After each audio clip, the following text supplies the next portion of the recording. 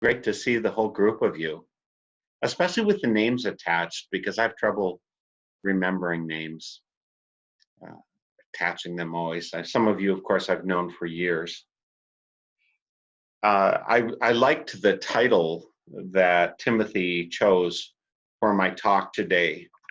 I'm afraid I put him in a little bit of a predicament because being a Quaker, we're supposed to come to service free of the predisposition to talk or to not talk. And so uh, I quite literally sat down yesterday and had my inspiration for what I was talking about today, even though I knew about it for weeks at a time. So keep being inspired works for me. So we should all have applause for Timothy for having the brilliance to put that in. The first thing that I considered talking about was identity. It seems very important and central. And that talk, which may come another time, would have been both about what you see yourself as being and what you're not seeing about who you are, and what you're seeing that isn't true. But that's not going to happen today. A second thing that grabbed my attention, and I try and tune in to the leadings of the Spirit to figure out what I'm going to say. And I was going to talk about foraging, given this time when so many of us are at home, and more of us are taking walks than usual.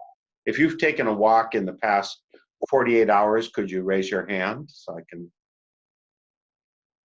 Yes, I mean, it's just so, we're so much more in touch with the place where we're living right now that it seemed to me, my friend Sam, who teaches wild foods foraging, has said that you love that which you know. And so the way to really care for the planet is to know the planet. And so knowing that you can cook with or eat dandelion greens, or that lamb's quarter, which most people see as a weed in their garden, that you can eat that, or that fiddlehead ferns. I'm looking forward to that in a week or two as one of them. But that's not what I'm going to talk about today, because it became very clear to me that what I wanted to talk about was, I'm assuming that most of us have a little extra measure of time to be aware of who we are and where we are. Frequently, we're on a treadmill, running around, getting things done. Hurry up, get out, clock in at work at a certain time, or you have an appointment, you're going to get together with someone. Those things frame our life and keep us from being where we are. In this time where we've so much more time to be in place, I figured that one of the most important things that we could each do is assess our journey and where it's led us and where the next steps are. I'm not sure in the Unity tradition if you have this norm of sharing spiritual journeys. The Quaker meetings that I've been a part of have frequently had times for individuals to share, not as part of our meeting for worship typically, but at other times to share our spiritual journeys. And so as a way of modeling what I hope each of you has been doing and is doing, will do, I wanted to have a clear-eyed look at my spiritual journey, what got me to who I am so far, and the truths and the experiences that have opened me to larger being. And again, I'm not saying anybody should do this, but maybe seeing one example of it, maybe my example will lead you to see different parts in your life which are part of your spiritual journey. I didn't start out Quaker.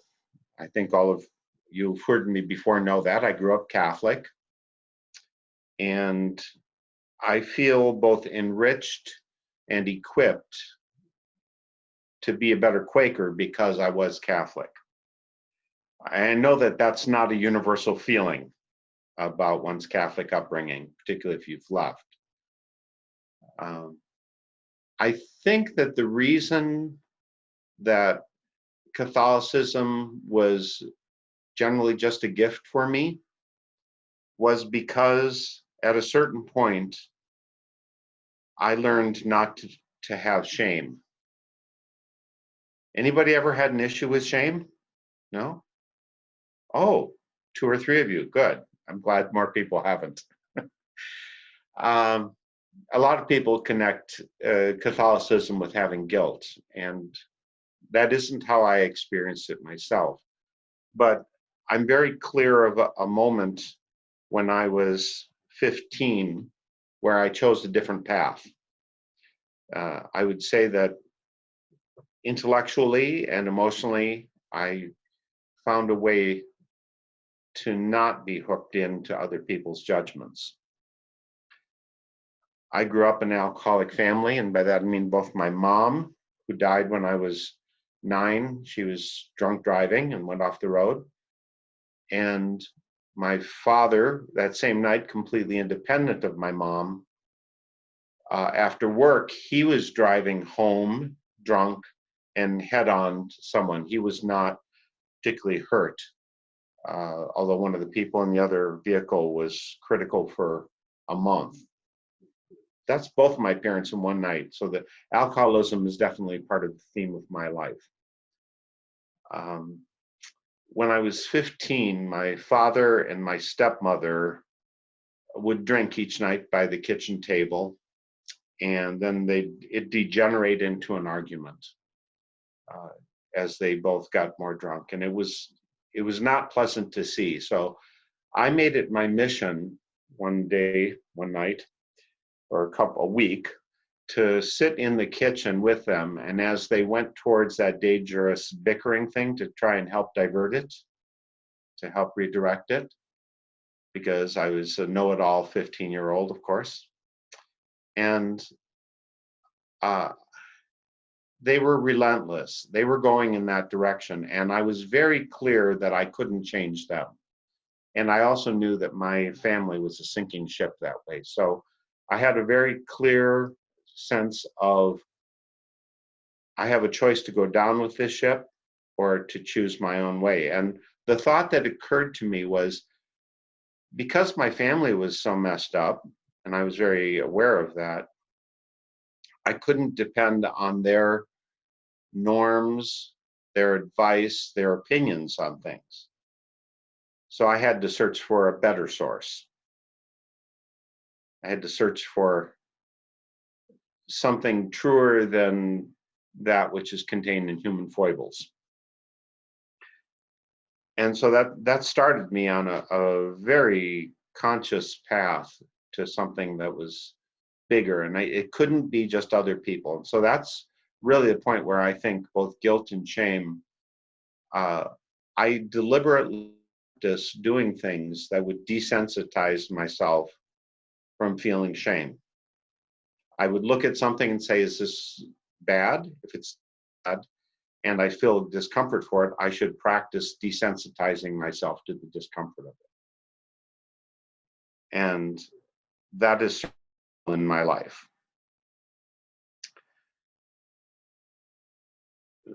So very clearly taking the first steps towards a journey, when I finished high school, it's the summer after I turned 18, I decided to go around and check out different churches.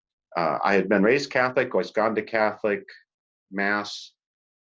As I said, not had a bad experience of it, but I felt that some were full of life and some were not. And I wanted to see what was out there. So that summer I would go to Catholic Mass on Saturday night, and on Sunday I would go to check out someone else. So I went to Congregational and Methodist and Lutheran and Episcopal. And that's also where the first time I went to a Quaker meeting, which was in somebody's living room. which was a novel thing for me, having more of the pageantry and the symbols that the Catholic Church puts in front. And I won't say that I had a deep first meeting for worship. I didn't really know what to do with the silence. But it was clear to me that the people there there was no pretense and there was no should that was putting them there. They were there because they were on that same seeker's journey and that they were going to do it as a community.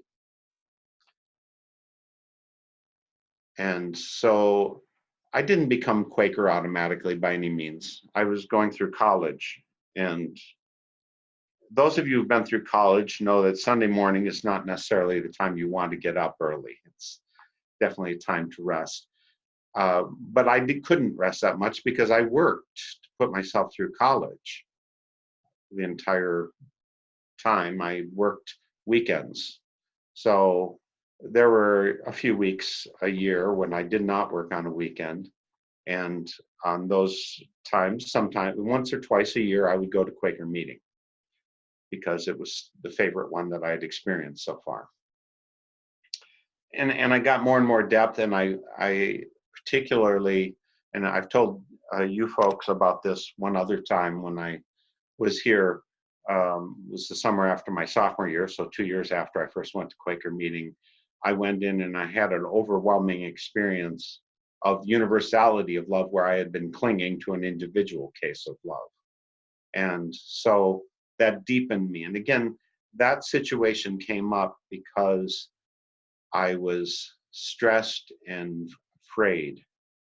And to go into meeting for worship, people I really didn't know very much at all, and to realize I was sitting in an ocean of love that I was blinded to by my obsession with one individual piece of love changed me.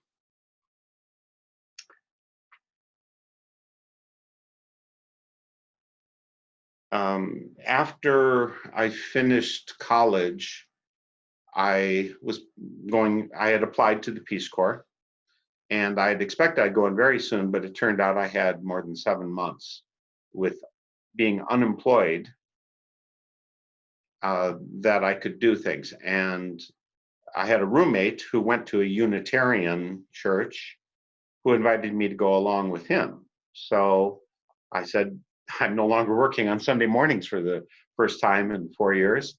Let's do this. And so I went with them, and it was a great Unitarian church. The preacher was an ex-Southern Baptist, if you can imagine. That made it particularly wonderful. And the people there were great, and the breadth of their theology, their social concerns, all those things felt great to me. I really enjoyed and really appreciated it. But 2 months in, I was very aware of something that didn't fit for me. Now, again, if I hadn't had the experience of being part of a Quaker circle before that, I probably would have been happy staying there at that time. But I was so aware of the dynamic of putting someone in front, like I'm in front of you. But actually, it's kind of nice because I'm just one of the checkerboard that I'm seeing in front of me. I'm seeing 25 of us, right? The responsibility that was given to the preacher to bring inspiration, and the control that was given to the minister to bring inspiration, I saw that as problematic.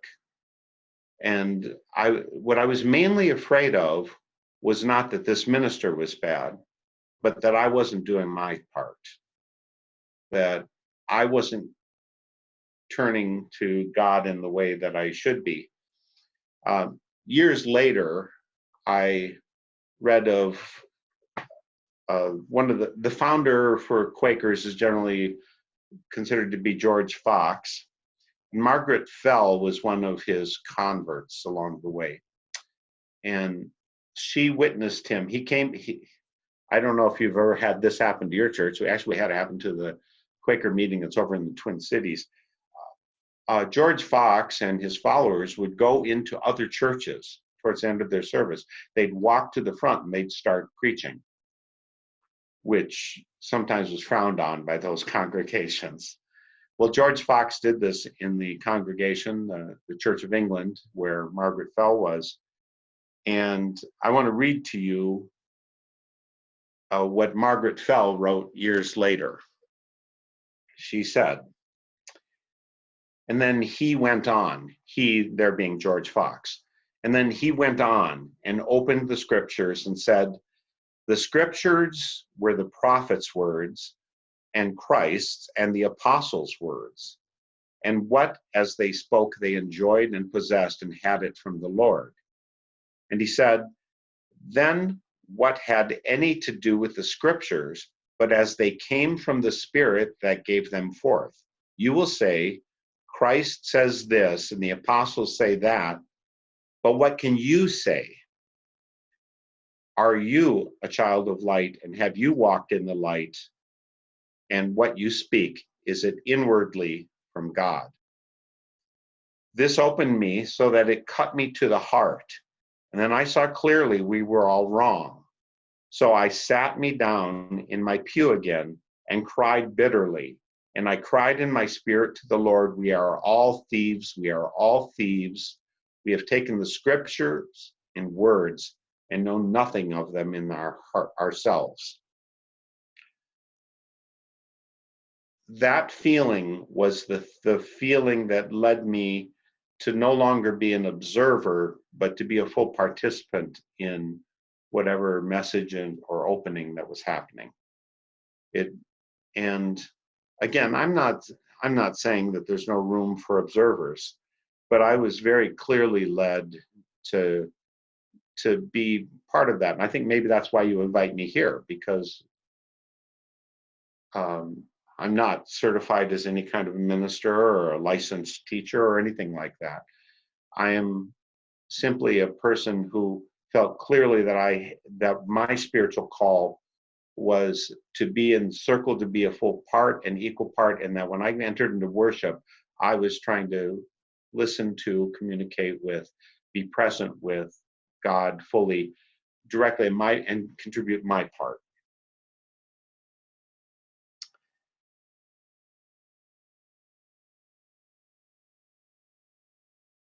I talked previously about one of my experience that I had when I was Peace Corps volunteer, and that was from when I was 23 to 25, and I was in Togo in West Africa. But the biggest experience I had, one that, again, because I'm a reasonably intelligent person, and because I made that choice to not be controlled by my family specifically, or by other people. Because of that, the thing that I've had to struggle with as my spiritual task was to give up control, to not be the boss, to be able to listen and go with. And this was just few months before I left the Peace Corps. I had intended to re-up for a third year, but my girlfriend, Mimi, another Peace Corps volunteer, had fallen sick and she was medevaced. So she and I were planning on living together and probably getting married. And she got shipped home to New Jersey. And this cut the feet from under me. And I was then asked to go to the place where she had lived and to pack up all of her things and send them back to her. And when I was packing them up,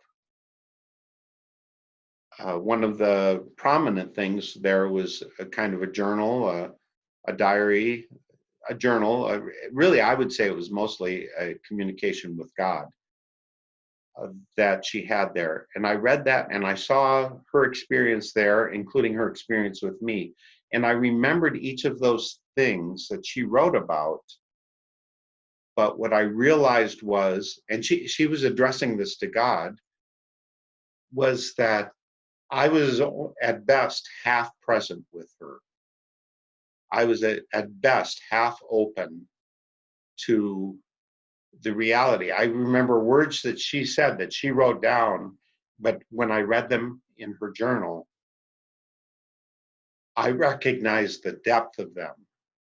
I recognized how I had been filtering out so much of the presence of God that had been in our relationship. And I fell more deeply in love with her than ever.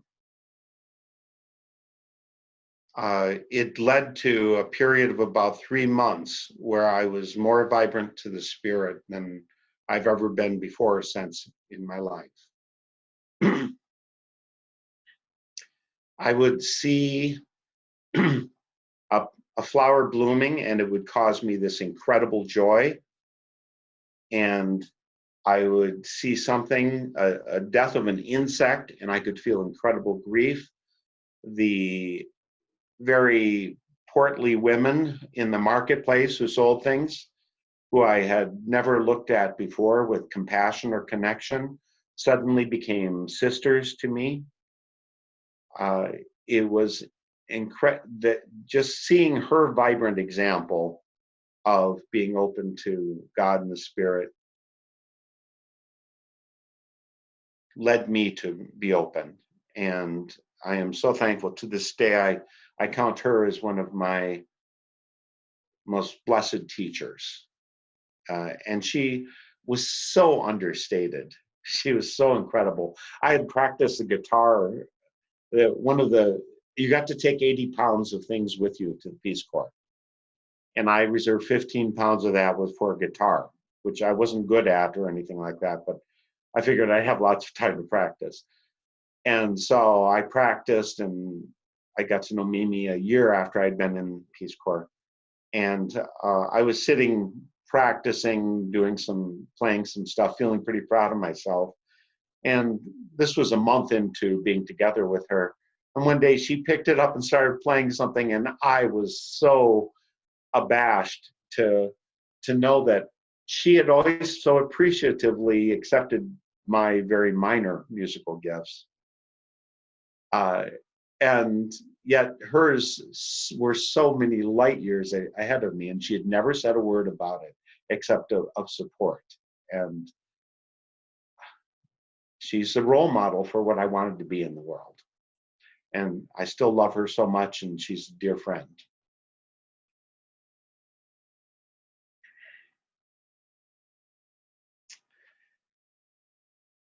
After I got back from the Peace Corps, I was clear that I wanted to be part of the Quaker meeting in Milwaukee, where I was living. And so I started going there very regularly. And so I added one more thing to my religious, or to my seeking, and that was a real experience of community. I think in the United States, we have a tendency to want to, uh, you all are aware of, and maybe even you claim the title spiritual but not religious. And I definitely see the place for that in the world, but I think it's very likely an outgrowth of the fact that in the United States, we're told not to be joiners, that particularly on the liberal, more open-ended end of the spectrum, we are taught to be your own person completely. Think your own thoughts, don't take in anybody else's.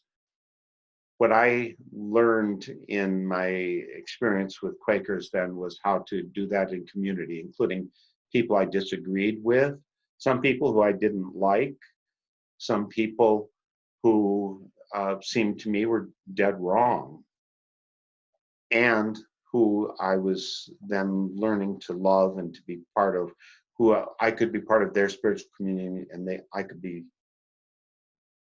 could be part of mine.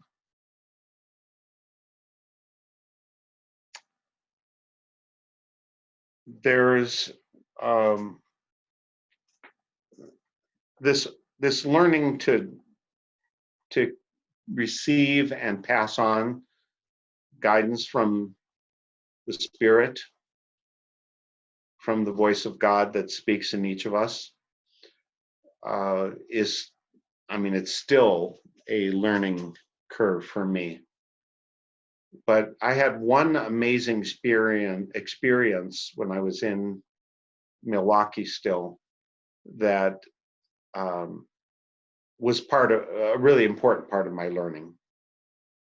I was sitting in meeting for worship there, which, if you know Quaker worship, it's mostly silence, out of which people may or may not be led to speak. And so often, a large majority of it is silence.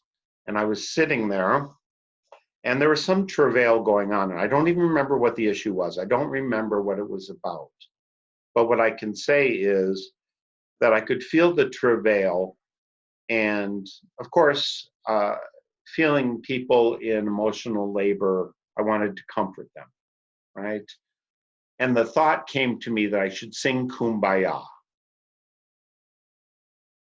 And my immediate response to that was, this is a stupid idea. Kumbaya, you know, I think people make fun of now, you know, a Kumbaya moment where people kind of on some kind of surface artificial level say, okay, yeah, we're all together, Kumbaya. And I had that reaction that was that kind of a stupid idea. So I resisted the impulse to stand up and sing. But the feeling stayed with me, and it got more and more profound. And it cycled with, you know, you should sing Kumbaya. It's like, no way. Sing Kumbaya. You're not going to make me. And I got to the point where I actually did a full-scale case of quaking, as in old-time Quakers, right? I was resisting the message that I was presented with. I was thinking it was just one of those dumb ideas I had or something. And so I was physically quaking, and finally the quaking subsided. This took about 15 minutes or so. And finally, okay, I'm breathing normally again. I'm back to it. 5 minutes later, across the room, another guy stood up and sang Kumbaya. And I said, oh my God.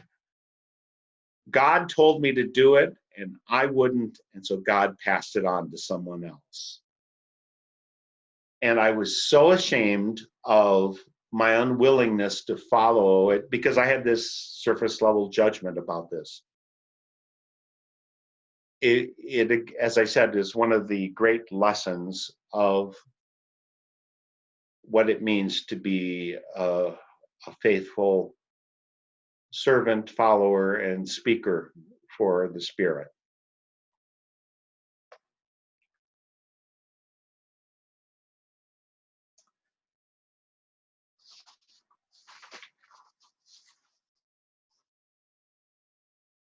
I could go on far too long, but I won't, because I'm more thoughtful than that.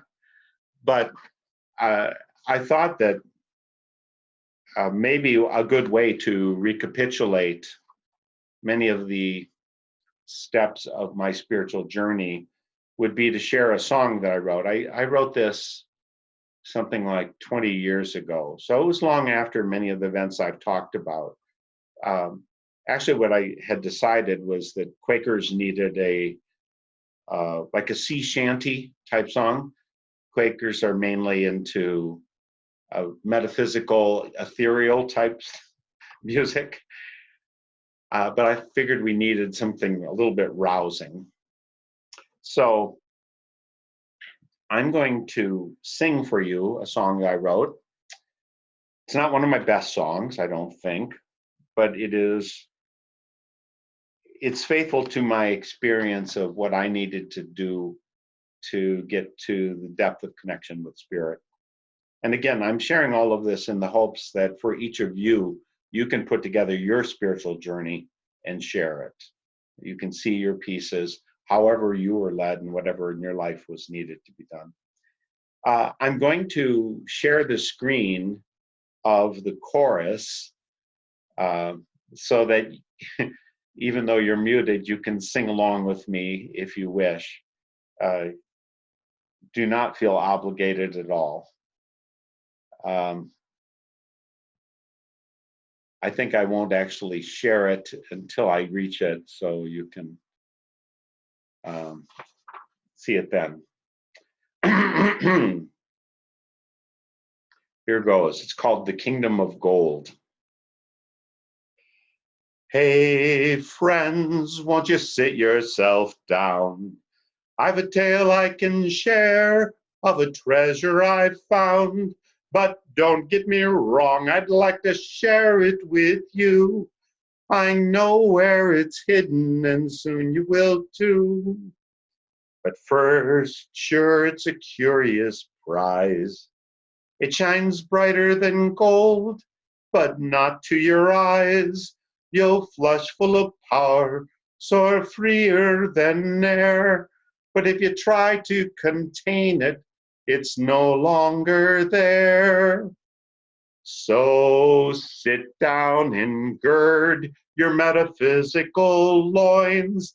Each heads for the center in the quest each one joins. We gather for meeting and the mysteries unfold. We stand still together in the kingdom of gold. Mystery is the stuff of this trip. My grasp is stronger when I loosen my grip. The pathway leads deep down past everyday sights. And when I reach the center, I'll see from the heights. It helps being broken deep down in my soul. By first knowing peaceness, I learned to be whole. Though calm from without, a volcano inside, and when it bursts asunder, my God, what a ride. Here's the chorus. So sit down and gird your metaphysical loins. Each heads for the center, in the quest each one joins. We gather for meeting, and the mysteries unfold. We stand still together in the kingdom of gold. Step one, stop moving, sit tight. This part is the countdown before I take flight. I close both my eyes, breathe slowly, and then, when I get distracted, start over again. I've got to say before I go on, the settling in process at times takes so long. My thoughts buzz around, they create quite a din. Though I'm aimed for the center, will I ever get in? So sit down and gird your metaphysical loins. Each heads for the center, in the quest each one joins. We gather for meeting, and the mysteries unfold. We stand still together in the kingdom of gold. In silence, I finally sink through a cave of darkness where I no longer think. A step or two more, and I stand on the verge into the peaceable kingdom I finally emerge. Sometimes the silence speaks perfectly clear, and sometimes there are words which may come to my ear, sometimes born of quaking, sometimes born of still. Whether silent or spoken, my God, what a thrill. So sit down and gird your metaphysical loins. Each heads for the center, in the quest each one joins. We gather for meeting, and the mysteries unfold. We stand still together in the kingdom of gold. Please, my friends, don't misunderstand. My path is but one, many others are grand. I'm sharing with you, the one I know the best. And when I'm done here singing, would you fill in the rest? So forget about doctrines, creeds, rules, and norms. Forget all the pretense and posturing forms. With a slate all white, clean, shiny new yet still old, we'll stand still together in the kingdom of gold. So sit down and gird, everyone, your metaphysical loins. Each heads to the center, in the quest each one joins. We gather for meeting, and the mysteries unfold. We stand still together in the kingdom of gold.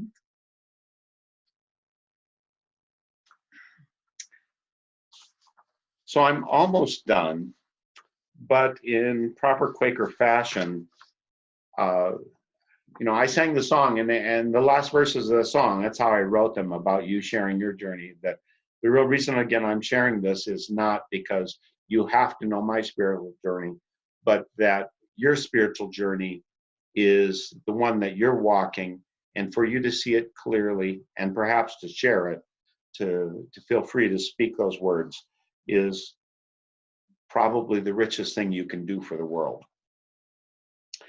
So I want to send you off with a query. Actually, after this, I want to do a meditation.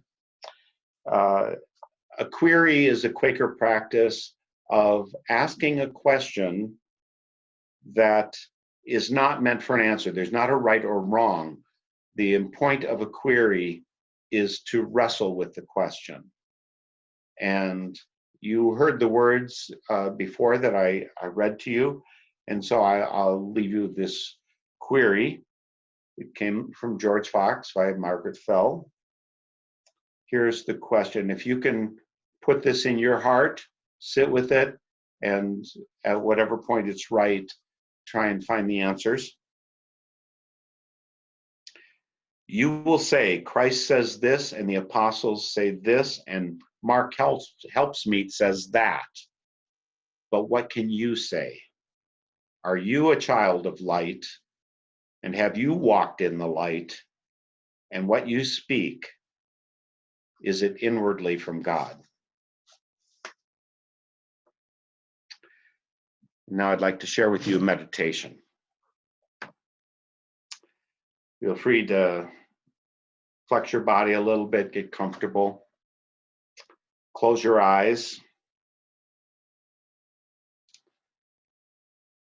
Breathe in courage and truth, and breathe out fear and self-deceit.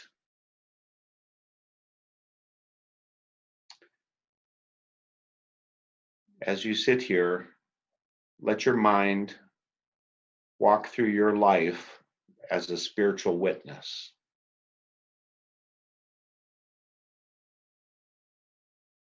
And as you walk through your life, see the times where you felt loved, appreciated, embraced. Thank the divine and walk on.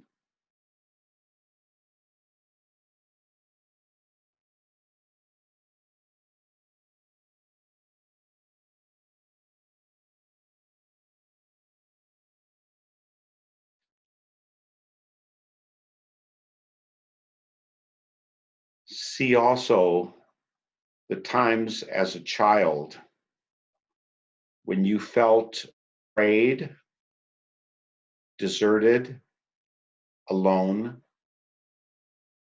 victimized. And as you see that, breathe in courage and truth.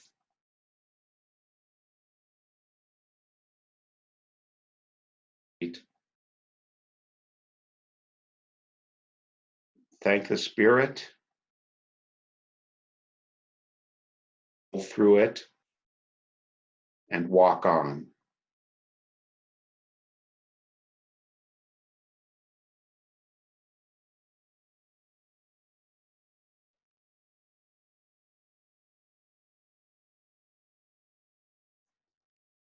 Also see the times as you walk when, as an adult, you felt powerful, free, loved, and whole. Thank God and walk on.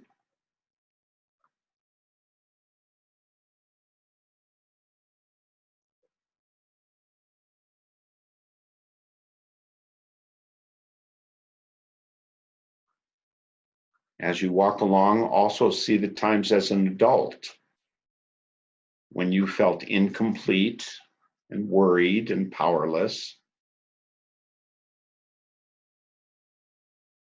And breathe in courage and truth. Breathe out fear and self-deceit.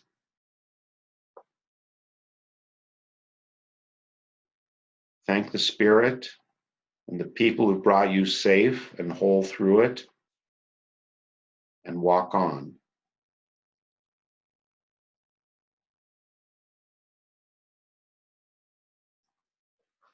And feel yourself here today at a milestone along the spiritual journey of your life. Thank the Comforter for all that has been and all that will be. Breathe in courage and truth. Breathe out fear and self-deceit. And walk on.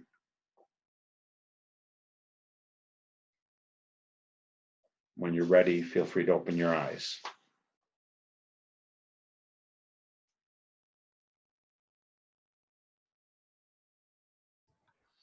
All right.